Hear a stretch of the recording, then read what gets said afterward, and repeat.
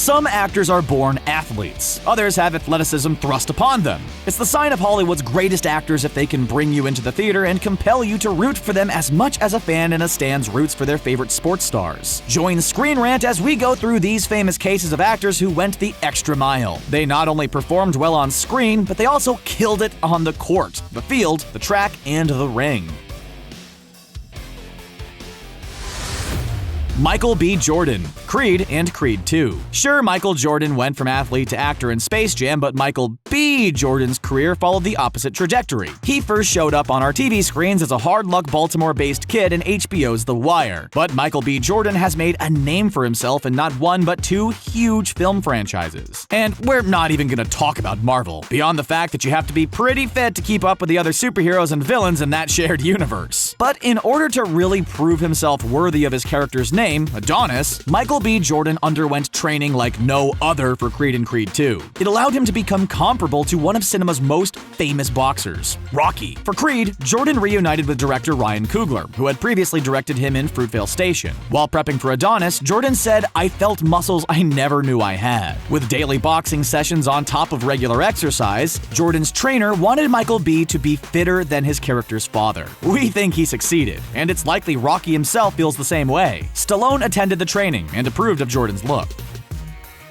Sylvester Stallone, the Rocky series. Speaking of Stallone, there are many stories that linger around the Italian Stallion's classic character, most of which have become as iconic as the real-life stories that follow actual boxers. In fact, it's impossible to think of the legendary Rocky Balboa as simply the lead character in the Oscar-winning 1976 film. He's much more than just the star of 8 movies, and that's a testament to Stallone's fighting spirit. Sly refused to accept a company's offer of more than $250,000 for Rocky's rights because he knew if he sold the script he wrote, he wouldn't play the part. And this was when he had little more than $100 to his name. His story mirrored Rocky's, and it's that persona coupled with his honed physique that allowed us to believe Balboa's saga. As the franchise remained successful, Stallone's career blossomed, and he too could afford the training and resources to become more and more ripped. His trajectory seemed to follow the rise you would see in actual boxers' careers. But it's the low-budget film with a montage of Balboa punching slabs of meat and ascending public steps that allowed Stallone to look like an underdog boxer who could score fans in the ring. Mickey Rourke, the wrestler. In a different type of ring, Mickey Rourke's hulking stature was able to easily sell the actor as a one-time successful wrestler, making his return to the sport. Rourke had an acting career that matched his character's arc in Darren Aronofsky's 2008 film. In the 1980s, Rourke's character Randy the Ram Robinson made a big name for himself as a crowd-pleasing wrestler, but he delved into playing with a similar wrestling company during the weekend and working a day job at a grocery store. He gets his chance to come back when a former rival arranges for a reunion and rematch between the two. Mickey Rourke would gain an Oscar nomination for the role and experience a resurgence in acting jobs. In Rourke's actual career, the actor was sought after in the 80s, but ended up pursuing boxing at the same time. After experiencing some facial surgeries, his looks changed and he wasn't as employable in the film industry. The wrestler may have renewed his competitive streak, and Rourke returned to box in a match in 2014. While it was disclosed later to be a fixed match, Rourke still cut a formidable figure, and we believe if you crossed him, you'd probably get your butt kicked.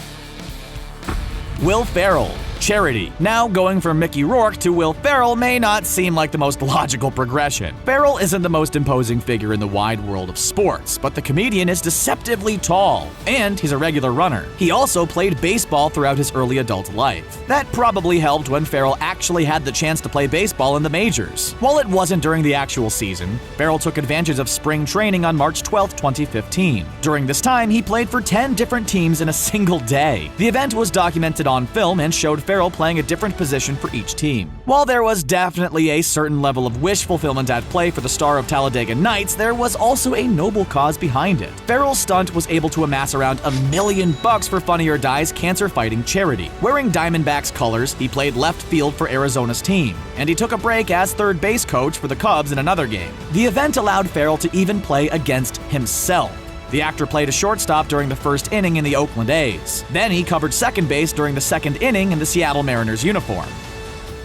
Jamie Foxx, Any Given Sunday. Some movie fans and other football fans may have been surprised to find a comedian like Jamie Foxx, once a star of the hit sketch show In Living Color, playing such a believable football player. But the guy was in the right shape and had the perfect amount of swagger to sell his character's story to us, the paying audience. In order to play quarterback Willie Beeman in Oliver Stone's 1999 film, Foxx trained extra hard and apparently lost 25 pounds at first, just due to all the sweat and calisthenics that his training regimen originally required. His weight rose to 200 pounds, and he was able to prove himself as a believable player in the NFL because of it. Although he wasn't throwing any game-winning plays in real life, he was able to maintain his physique for the past 2 decades of his career, which likely played into the success he's had. Although he didn't need his football workouts to train for his Oscar-winning role as Ray, he's been able to stay fit and healthy enough to bounce between the physical demands of a variety of parts. And that success just might link back to Fox's physical dexterity at selling the cocky persona of hotshot quarterback Steamin' Willie Beeman. Robert De Niro, Raging Bull. De Niro disappears into each role, and you absolutely believe the character he's portraying. And yet, deep down, you know the character is undeniably a De Niro creation. While the actor packed on a hefty amount of weight to play Al Capone in The Untouchables, De Niro gained 60 pounds of muscle mass to play real-life boxer Jake LaMotta in Martin Scorsese's black and white classic Raging Bull. De Niro had been in decent shape for most of his career. He's pretty lean in Taxi Driver, and he seems tough and scrappy enough to take care of himself in most of the other films we've seen him in. But for an actor whose method and prep causes him to often lose himself in his roles, De Niro went the extra mile with Raging Bull. His training not only bulks him up, but his trainers gave him enough tips to be able to hold his own in the ring. We guess that happens when you're being trained by the actual person you're portraying and the actual trainer who worked with him. Yep, born in 1910, trainer Al Silvani molded many of boxing's finest throughout his long career, and he and his protege, the real Jake LaMotta, lent their talents to ready Robert De Niro for the ring. Kevin Costner, Tin Cup. When we say the name Kevin Costner, what's the first thing you think of? Sure, you might conjure images of Waterworld or the Postman in your mind, but you probably imagine a magic baseball field and a farm in Iowa. He also found some success playing a baseball player in Bill Durham, and an MLB star in For the Love of the Game. And yet, despite his history of baseball movies, it's Tin Cup that stands out to some sports fans as proof that Costner is a versatile performer. Whether it came naturally to him or was honed after weeks and months of training, Costner has a believable golf swing, and you buy that his character is competing as a golf pro. It doesn't hurt that much of the film's situations ring true too. Golf Digest even buys Tin Cup's romantic plot, saying that it makes sense for Costner's character to have a thing with a sports psychologist, since the psychologist position seems like it's become essential to the success of modern-day athletes. They also believe the Cinderella story of a small-town hero making it to the US Open, because it's happened before. But really, the success of the flick centers on Costner's believable golf swing.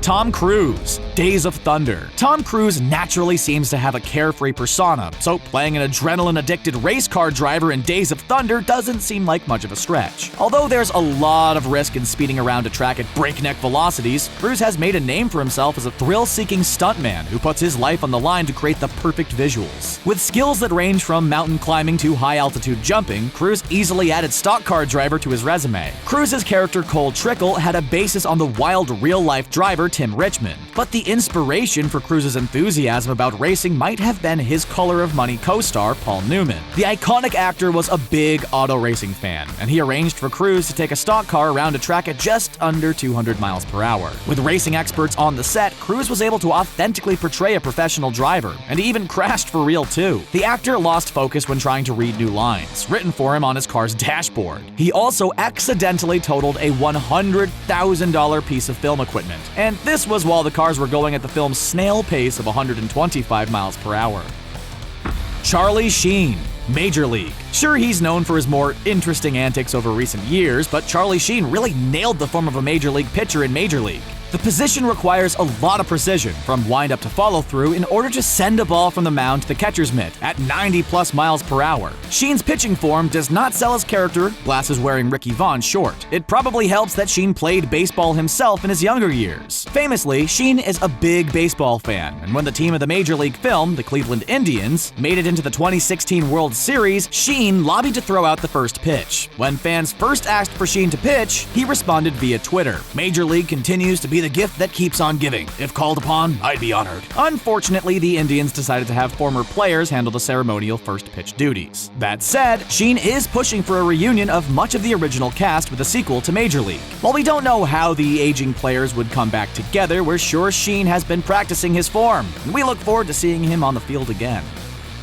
Hilary Swank, $1 Million Baby. Hilary Swank is a bit of a chameleon. Whether she's performing in the awards darling Boys Don't Cry or playing historical figures like Amelia Earhart, the actress can easily become someone else in every part she plays. As a boxer in $1 Million Baby, Swank was able to take home the golden statue. And it's no doubt that her form was a contributing factor. Whether she's jumping rope like a boss or punching bags at pro-level speeds, Swank does it all. With 20 extra pounds of muscle packed into her frame, Swank crammed her training into a 3-month period, working out 5 hours a day and slotting in new meals every hour and a half. The practice paid off, and although her prep time was rather rushed, Swank is often compared favorably to other famous boxing portrayals. After shooting was completed, Swank stated that her biggest lesson from the production was the power of my mind, and how my mind was my biggest obstacle. After the film was completed, however, Swank dropped much of her muscle mass due to her preference for aerobic exercise. Still, if given the opportunity, we're sure she could still beat any one of us up.